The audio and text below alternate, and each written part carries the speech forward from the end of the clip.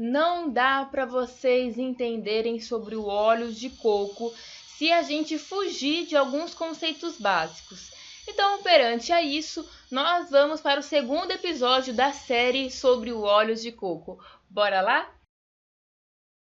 Gente, precisamos entender o metabolismo. Deixa eu ampliar aqui. Aí. Precisamos entender o metabolismo dos ácidos graxos para início de conversa. Então, quando nós pensamos nos saturados, temos de cadeia curta, média e longa. O que vai mudar se uma cadeia é longa ou curta é a quantidade de carbonos. O óleo de coco, ele é um ácido graxo saturado de cadeia média, composto principalmente pelo ácido aqui graxo laurico, tá certo? Passando aqui, a gente precisa entender qual que é a diferença. Porque quando a gente come um ácido graxo saturado de cadeia longa ou média, qual que é a diferença no nosso corpo? O ácido graxo de cadeia longa, ele vai ser absorvido lá no enterócito, que é a célula do intestino, vão pegar esse ácido graxo e transformar ele numa reação química, que a gente fala que é uma reação de esterificação, transformar ele em triglicerídeos, os famosos triglicerídeos. Vamos ver uma imagem do triglicerídeo aqui. Esse amarelo é o triglicerídeo. Olha o HDL, como é pequenininha a quantidade de triglicerídeos que tem. Olha aqui, é só essa parte amarela. Ele tem mais proteína, por isso que o HDL ele é aquele carrinho de mão que, por causa das proteínas que ele tem, ele consegue... Vamos lá, gente, vamos embora daqui, não fica aqui não. O LDL, por sua vez, ele já tem mais triglicerídeos, o VLDL também. Agora, o quilomicron é puro triglicerídeo, porque você acabou de fazer a refeição cheio de ácidos graxos, e aí o enterócito transformou aquele ácido graxo saturado em triglicerídeo e ele vai para o sistema linfático. Então, primeiro, sistema linfático. Qual que é a diferença aqui entre um óleo de coco, que é uma cadeia média, para uma longa? A cadeia longa vai para o coração, vai para o fígado depois. Por que que isso acontece? Por causa disso daqui, olha. Ela vai para o sistema linfático, o quilomicron, tá? Não é o sistema porta, né? O sistema vai primeiro para o sistema linfático, depois da absorção. E aí no sistema linfático, que é esse verde aqui, que ele vai cair na circulação.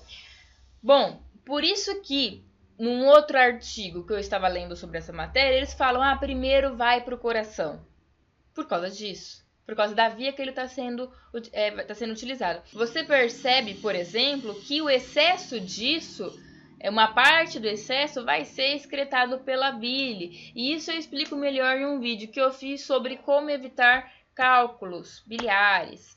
Bom, essa é a imagem do triglicerídeo. Isso aqui, gente, é um ácido graxo. Um ácido graxo de cadeia longa. Se a gente for contar aqui, né, quantos carbonos vão ter... Aí a reação que o enterócito faz, a célula lá do intestino, o que o intestino faz? Ele pega esse ácido graxo e transforma ele em triglicerídeo. Ele coloca uma molécula de glicerol junto. Qual que é a diferença? Isso é uma saturada, que a gente tanto fala. Ela é, percebam que ela não tem nenhuma perninha escorrendo para baixo. A monoinsaturada tem. A poliinsaturada tem essas perninhas aqui, por exemplo, né? Então... Qual que é mais perigosa? O que é o pior pra gente? É essa daqui que ela não é insaturada.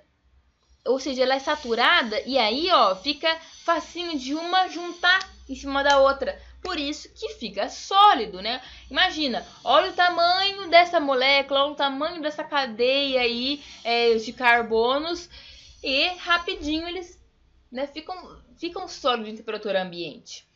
O poliinsaturado é um processo mais difícil, porque olha, não tá certinho. Vocês percebam aqui que é mais difícil você, né, amacetar e um ficar em cima do outro e ficar mais sólido, certo?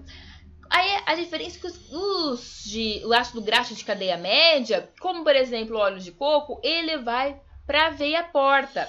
E lá, então ele vai do intestino para o fígado, aqui nosso nosso intestininho aqui no meio, que é o cólon, né? O cólon já não tem essa absorção, o cólon não vai absorver gordura, né? O cólon é mais água. E aí acontece que eles acabam não sendo depositados em adipócitos, porque a via que esse ácido faz é uma via mais termogênica. Ou seja, o corpo fala, isso aqui eu acho que é bom para virar lenha. Você não vai pegar um tipo de madeira molhada, sei lá, para fazer de lenha, mas aquela madeira mais leve, mais seca, aliás, vamos fazer lenha.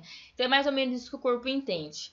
E é isso que acontece com esse senhor. Mas isso também não dá o direito da gente já pensar e falar, nossa, eu vou morrer de comer óleo de coco, porque se ele tá indo direto pro fígado, não vira adipócito, ele não vai pela essa via linfática, então calma. Uma coisa é informação, outra coisa é o que a gente vai fazer com essa informação no nosso corpo. Por isso que veio a Sociedade Brasileira de Cardiologia explicar muito bem como funciona esse metabolismo, como é que age, para onde que vai, porque nós não podemos confundir o que traz uma informação, o que traz um parágrafo, o que está acontecendo ali, e a gente não pode trazer e falar, não, está acontecendo isso, então acabou, já cheguei a uma conclusão. Não é, porque a gente tem que ver o todo, e o médico vai ver o todo. O cardiologista, ele tem uma formação, e uma formação não é algo de uma informação que você lê. Uma formação é um conjunto de anos, de uma vivência que você tem ali na área. Isso faz você pegar essas informações e conseguir construir um conhecimento para vocês. Por isso que veio a diretriz. Vamos lá. Isso daqui é o famoso, o ômega 3, o ômega 6, o ômega 9, o 3, aqueles que tem bastante cápsula em peixe, o 9, a gente falou bastante dele quando a gente discutiu sobre o azeite.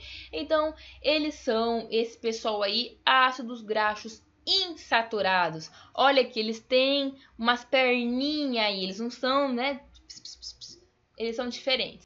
A diferença do ômega 3 para o 9 vai ser a quantidade de ligações insaturadas. Então, o ômega 3, veja que ele é mais insaturado, ele é poliinsaturado em relação ao ômega 9, por exemplo, que é monoinsaturado. E aí, o que ele traz na diretriz, né? Que, olha, que o consumo do monoinsaturado, que é o ômega 9, você pode pensar, putz, quer dizer que o ômega 9 ele é menos saudável que o 3, porque ele tem uma insaturação só. O que eles trazem? Não afeta significativamente os níveis de colesterol total circulantes, enquanto os que a gente viu lá que são saturados, ou seja, que não tem nada disso aqui, que são esses aqui de trás, os saturados, qual que é a diferença dos saturados? Eles aumentam o nível de colesterol. Em uma meta-análise de 14 estudos controlados, em dietas ricas de ômega 9, por exemplo, que é o monoinsaturado, versus os poliinsaturados, mostraram efeitos similares sobre o LDL e o HDL, enquanto os polissaturados proporcionaram um discreto efeito redutor sobre o triglicerídeo. Não é tudo igual. O HDL e LDL, eu tinha uma imagem aqui, ó, HDL, LDL é uma coisa, triglicerídeo é outra. O que eles viram? Se eu como mais óleos, né, ácidos graxos, aí poliinsaturados, ômega 3, que é poliinsaturado, eu diminuo esse amarelinho, eu diminuo mais o triglicerídeo. Agora, o que se percebeu nessas meta-análises é que o ômega 9 e o ômega 3, o 6, que são poli, o HDL e o LDL ficaram iguais, tá? O que muda é quando a gente pensa em saturado. O que é um ácido graxo trans? Eu não falei sobre isso. O trans é quando eu pego os óleos vegetais e insiro e faço hidrogenação. Eu vou pegar esses óleos e seu hidrogeno, o que quer dizer isso? Eu estou tirando a ligação dupla. Eu estou fazendo algo que era insaturado virar saturado. Basicamente, o trans, eu tinha algo que era assim, e eu vou lá, faço uma reação e faço ele ficar assim, vira trans. É pior, entendeu? Tal processo se aplica a óleos vegetais líquidos, porque poliinsaturado, líquido, a temperatura ambiente, com o objetivo de conferir consistência semissólida ou sólida, porque se eu faço processos de hidrogenação, de deixar esse ácido graxo insaturado saturado, ele vai ficar sólido. Aí o que aconteceu? O que eles pensaram? Existe o ácido graxo saturado, que a gente encontra principalmente em origem animal, que são sólidos. Precisamos fazer os nossos trabalhos ali com bolachas, bolos, polvilhos e etc, que são sólidos. Se eu pegar algo que é de origem vegetal, um poliinsaturado, e hidrogenar esse pessoal, se é de origem vegetal e era saudável, vai continuar sendo saudável. Não foi assim. Tá vendo, gente, como que é problemático você pegar uma informação e chegar a uma conclusão que você chegou e não que foi algo estudado por pares formados? É complicado, então vamos prestar atenção.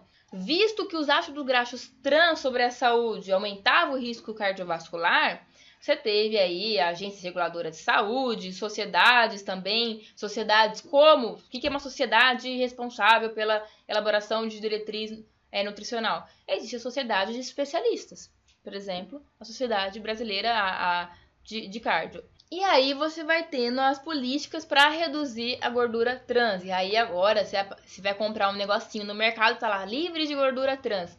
Nossa, que bom, né? Não tinha nem que ter existido essa coisa.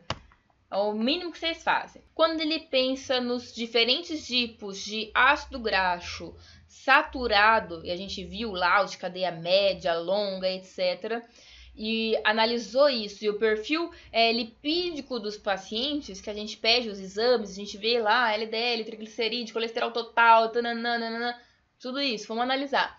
Então, momento, a análise que, se comparado a carboidratos, o ácido graxo laurico, que é o óleo de coco, é o que mais aumenta o LDL, seguido do mirístico, 14, que é longo, palmito, que também é longo, ou seja, ele é de cadeia média que aumenta mais o LDL que os longos.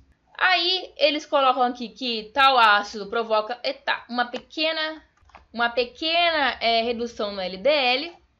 E no tocante ao HDL, na mesma comparação com carboidratos, o laurico, mirístico e palmito aumentam em maior porcentagem o HDL. Ou seja, entrou aqui também o óleo de coco. Em relação a carboidratos, eles aumentam o HDL, que seria o bom.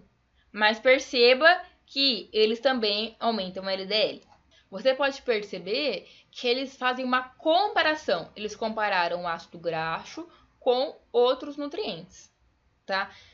Que nesse exemplo foi o carboidrato. Ou seja, o carboidrato em relação ao óleo de coco, ele não aumentou tanto o LDL, mas também ele não teve força de aumentar o HDL. No próximo vídeo a gente vai mostrar um pouquinho aprofundado sobre o óleo de coco, o que os estudos trouxeram e as recomendações que a diretriz trouxe pra gente. Então, não deixem de curtir, comentar, compartilhar e acompanhar o canal.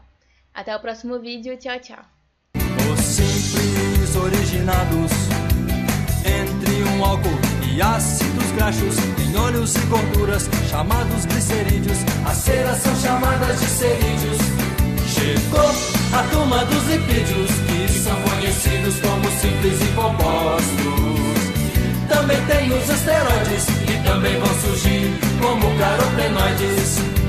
O álcool nos glicerídeos tem 3 carbonos, é chamado glicerol.